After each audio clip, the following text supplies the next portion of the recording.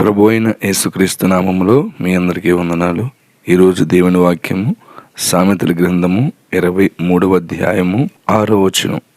ఎదుటివాని మేలు ఓర్వలేని వానితో కలిసి భోజనం చేయకుము, వాని రుచిగల పదార్థములు ఆశింపకుము.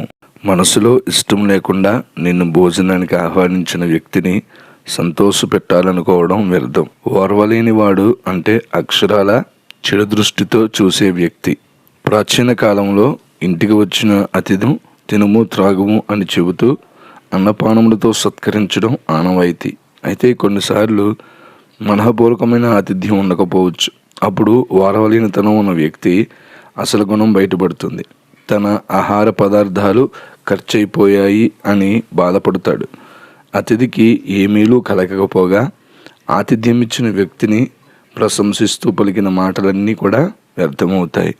అందుకే బైబిల్లో ఇలా రాయబడింది. హెబ్రీయులకు రాసిన పత్రిక 13వ అధ్యాయం 2వ వచనంలో, ఆతిథ్యము చేయ మరొకడి, దాని వలన కొందరు ఎరుగకయే దేవదూతలకు ఆతిథ్యము చేసిరి. 1 పేతురు 4వ అధ్యాయం 9వ వచనంలో, సనగకుండా ఒకనికొకడు ఆతిథ్యము చేయుడు అని.